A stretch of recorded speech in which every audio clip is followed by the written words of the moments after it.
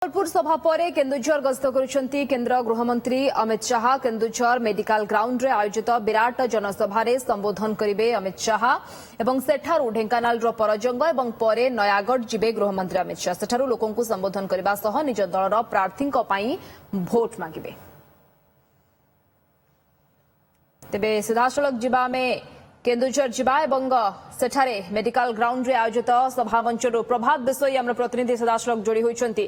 प्रभात संबलपुर तो सीधासलख बर्षिले नवीन पट्टनायक ना नहीं सीधासलख शाणित आक्रमण कले एवं केन्दुझर रे वर्तमान ग्राउंड रे मेडिकल ग्राउंड रे आपण अछंती जो सभामंच रे वर्तमान केमती देखुचंती प्रस्तुति एवं आउ किछि समय अपेक्षा रही सेठारे अमित शाह पहुंचबाकू।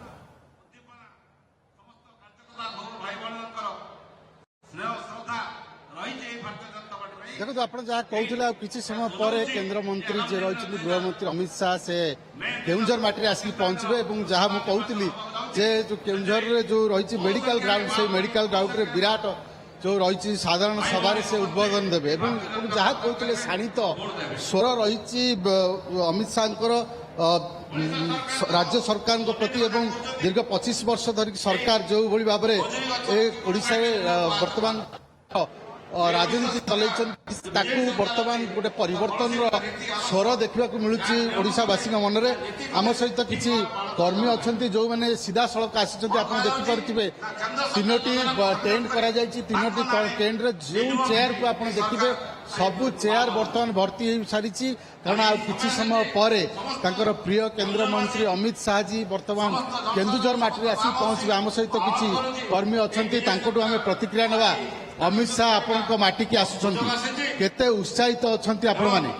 अमित शाह मो माटी की आसुचंती लक्ष लक्ष जुआर आ सी आसी माने कौन माने ये माने बीजेपी पूरा एटा विजय संकल्प बुझले आउ वर्तमान एमानकर ये किछि ये रहिबो नै बीजेपी आज्ञा कहीं 25 वर्ष शासन भितर से किसी करना सब कर सेंटर मोदी मोदी ग्यारंटी मोदी सरकार सब किंतु जहा हो से वर्तमान स्वयं भगवान ये कलिकाल अवतार बुझे लक्ष लक्ष प्रणाम आ जहा हो ये सब ये किसी आप गोटे पचारे चाहिए केन्दुझर माटी सारा देश को जदि आम कहवा केन्दुझर टंका सारा देश में खर्च हो किंतु केन्दुझर रे राज्यर टंका से टंका खर्च रत्नगर्भ केन्दुझर माटीर खनिज पदार्थ को हरिलुट करिवारे बीजेडी सरकार चंडी चामुठारू ठारू आरंभ करी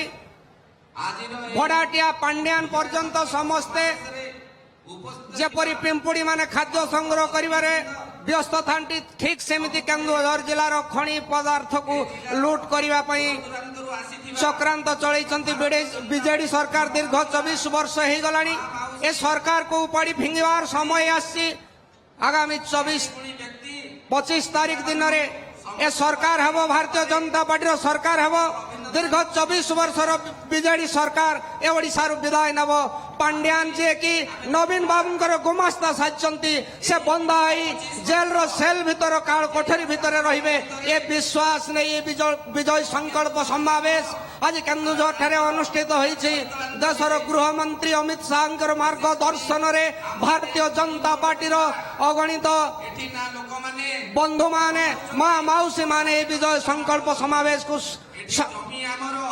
समृद्ध करने सहित भारतीय जनता पार्टी को बहु संख्यार भोट दे बोली आशा नहीं आम समस्ते आसु लोक मान उत्साह देखुं सब ट्रेन बर्तमान फुल 100 उत्साह रही जनसाधारण पाखरे द्विमत हबार नहीं जो उत्साह उद्दीपना आज हजार हजार लक्ष लक्ष संख्यार ओडिशार केन्दुझर जिलार अनुकोणरू आसचंती समस्ते संकल्प नहीं एठारू जीवे भारतीय जनता पार्टी को बहु संख्यार भोट दे विजय करेंगे आपण गोटे पचार चाहिए आप जन वयोज्येष्ठ व्यक्ति केन्दुझर रे जो विकास हवा कथा से विकास अनुभव कर ना आज्ञा आम केन्दुझर रे ए बीजेडी रहा दिगरू किसी विकास है लोक मैंने बहुत झड़ झंझार रही पानी सुविधा नहीं डाक्तरखाना सुविधा नहीं स्कूल मास्टर मैंने ना बहुत कदर्य चलुंट आज्ञा एणु ଆମେ ଆଜି ଯୋଉଟା ସୁଯୋଗ ଆସିଛି ଏ 2024ରେ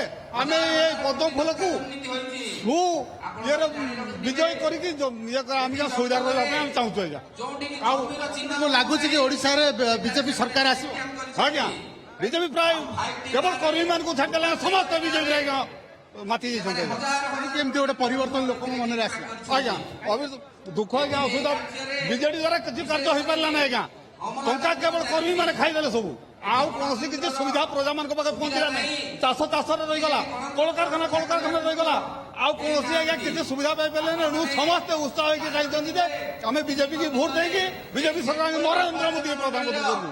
କେନ୍ଦୁଝର ମାଟିକୁ ପାଣି ଆସିଲାଣି, କେନ୍ଦୁଝର ଜମିକି ପାଣି ଆସିଲା ନା ଆଜ୍ଞା କାନପୁର ହଉଛି ଯଦି କିଛି ହଉଛି ଯେ କେତେ ବର୍ଷରେ ହବ କହିହବ ନାହିଁ ଆଜ୍ଞା। ଇଏ ସେ କାନପୁରରେ କି ରହିଯାଇଛି, କୌଣସି କିଛି ଆଜ୍ଞା ଆଗେଇ ହଉନି।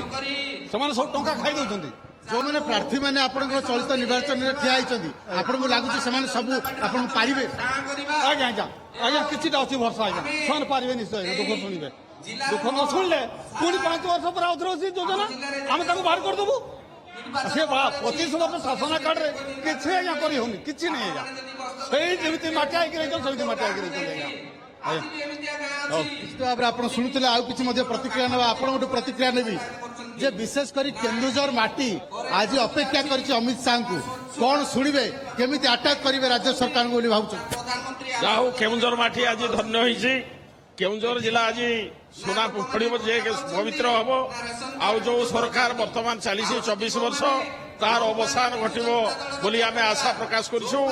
ଏବଂ ଯୋଉ ବିଜେଡି ସରକାର 24 ବର୍ଷ ଶାସନ କରିକି କେଉଁଝର ଜିଲ୍ଲାର ଡିଏମ୍ଏ ଫଣ୍ଡକୁ ହରିଲୁଟ୍ କରିଛନ୍ତି ଏବଂ କେଉଁଝର ଜିଲ୍ଲାର କୌଣସି ଉନ୍ନତି ହେଇପାରି ନାହିଁ, ତାର ଆମେ ପ୍ରତିବାଦ ସ୍ୱରୂପ ଏ ସରକାରକୁ ଆମେ ପରିବର୍ତ୍ତନ କରିକି ନୂତନ ସରକାର ଆଣି ଏ କେଉଁଝର ଜିଲ୍ଲାର ସୁନା ଫଡ଼ିବ ଏବଂ କେଉଁଝର ଜିଲ୍ଲାର ସୁନାମ ଧନ୍ୟ ପାଇଁ ଆମେ ଆଜି ବହୁତ ଉତ୍ସାହିତ ଅଛୁ ଅମିତ ବାବୁ ଆସିବା ଦ୍ୱାରା।